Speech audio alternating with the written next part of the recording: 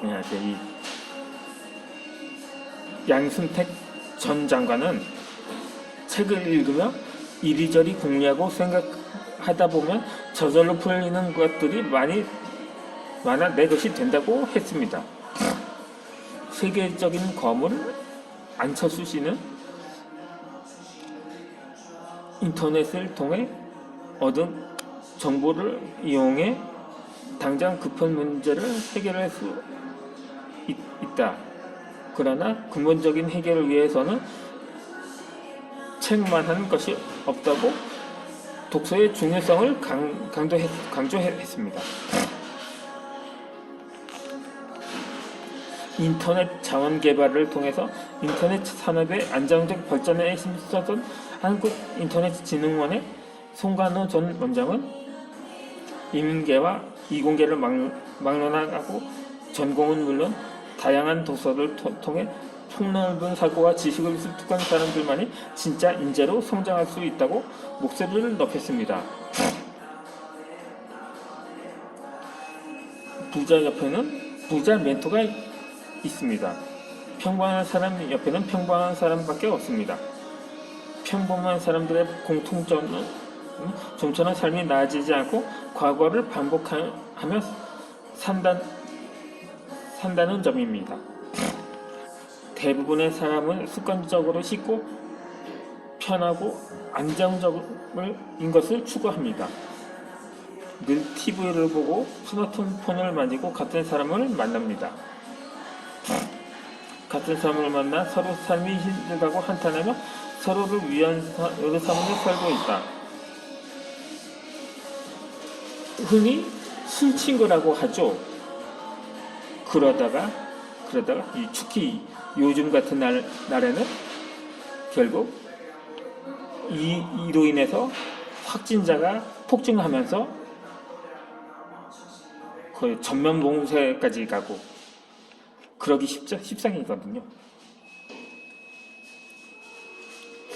아마도 요즘은 그래서 좀 다소 확진자가 증가한 것이 아닌가 합니다. 제가 오늘 첫 영상에서 코로나 관련 임시 편성을 올린 바 있는데 그것도 시간 관계상 좀 더 설명할 게 남았는데 그래서 이게 말이 나와서 말인데 아무리 마스크를 의무화했어도 이 가족끼리 간에도 전파가 된다고 하거든요. 근데 그러다 보니까 요즘 거리를 둬야 함에도 불구하고 제 주변 사람들은 중에는 서로 부둥켜 안고 껴안는 모습을 자주 봐왔거든요. 그런데 저래도 되나? 좀 다소 우려가 되고 걱정이 되기도 했는데 나중에 좀 정보를 접하고 보니까는 저 사람들은 아마 혈액형이 같은가 보다 하는 생각이 들기도 했던 거죠. 하지만 요즘은 그것도 안 한 것 없이 서로 느슨해서도 서로 모여서 잡담을 하거나 그러다 보니까는 다시 확진자가 비상 상황이 된 것이 아닌가 판단이 들기도 합니다.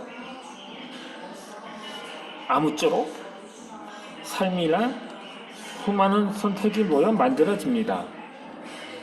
내 인생을 바꾸고 싶고 더 이상 같은 삶을 반복하고 싶지 않다면 반복되는 일상에서 벗어나야 합니다. 물론 나는 그 누구보다 평범했습니다. 제가 뇌소증으로 태어나다 보니까 그래서 조선시대 노비나 백정도 세력은 있었다고 하니까 그렇다면 내가 조선시대 노비나 백정만도 못하다는 것 아닌가 하는 자괴감이 들기도 했었거든요.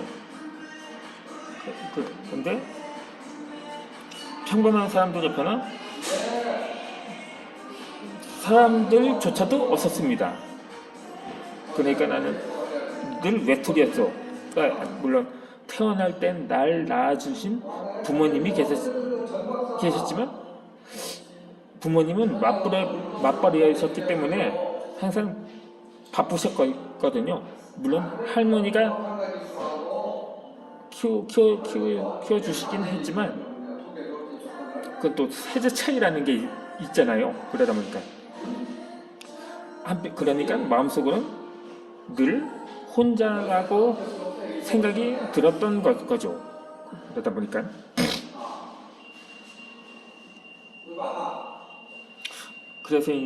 그래서인지 피드백을 받거나 멘토로 삼을 만한 사람조차 찾기가 어려웠다 보니 스스로 집어든 게 책이었던 거죠.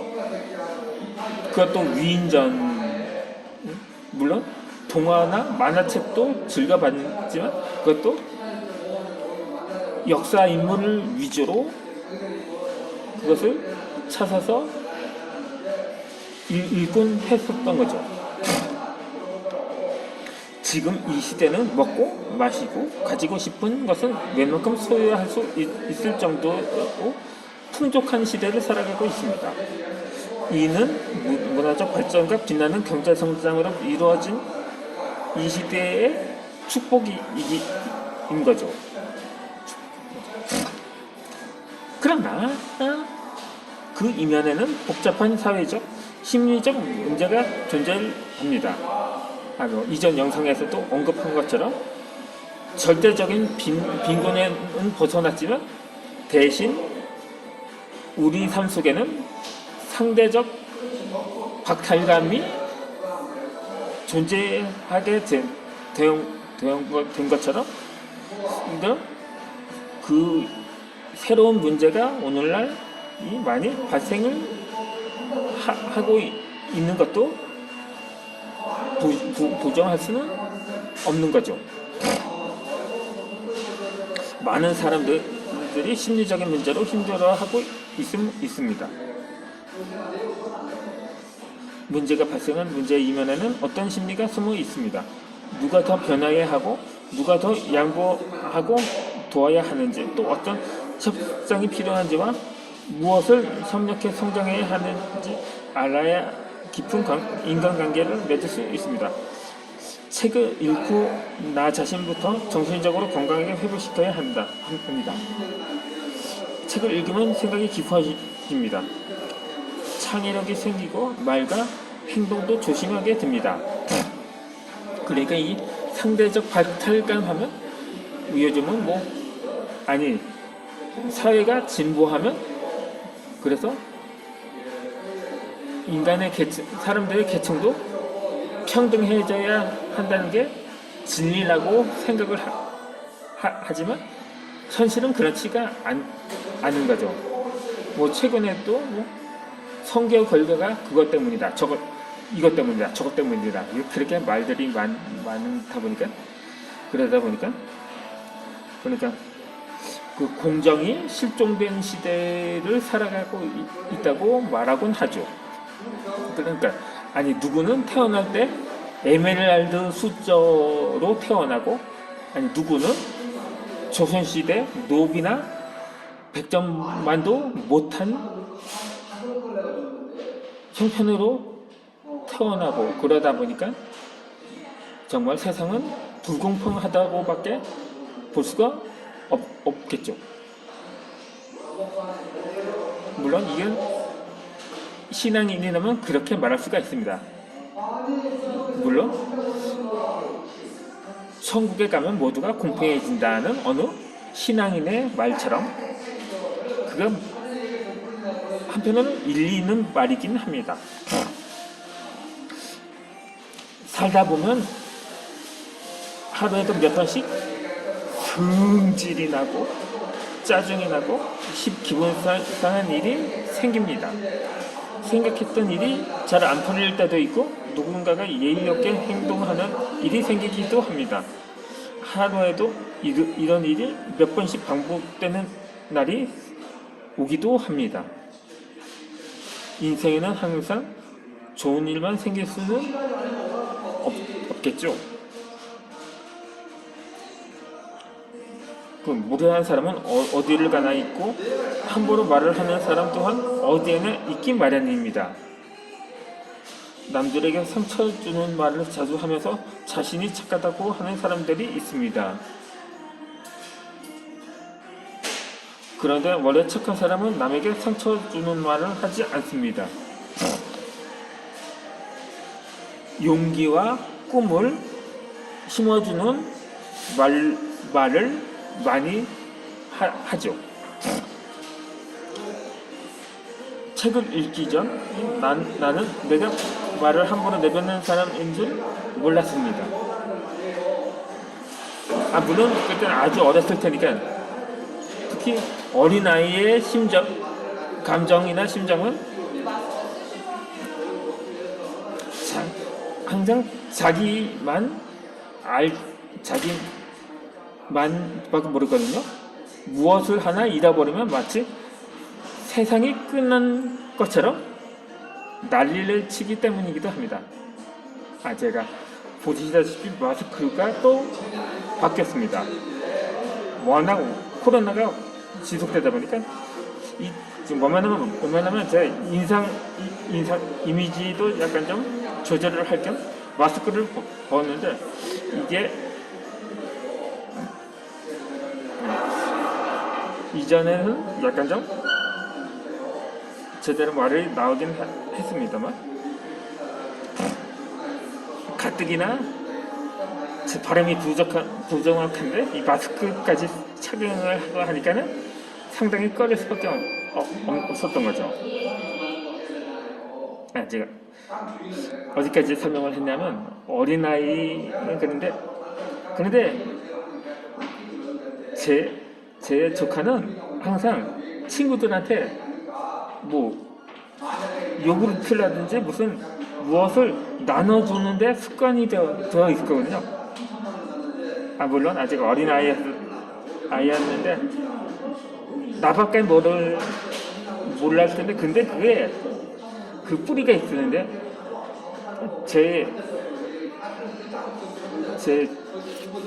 조부님들께서 항상 남을 배려하고 나누는 그러니까 노블리즈 오블리제를 실천하는 모범을 보이셨다고 합니다. 그래서 평소 이웃들한테 도망이 높으셨다고 하는데 그만큼 저희 가문이 좀 풍요로웠거든요. 의료인 집안이다 보니까는. 하지만 대체적으로 아이들은 물론 그런 아이가 한 5살 전의 아이가 엄마가 안 먹으면 나도 안 먹을 거야. 난 엄마가 먹는 모습만 해도 배가 불러. 그렇게 말하는 거 보셨습니까? 오히려 반대로 이 부모가 성인 부모가 아이들이 먹는 모습만 봐도 배부르다고 말하는 거죠. 이게 정상인 거죠. 이게 마찬가지인 거거든요. 그렇게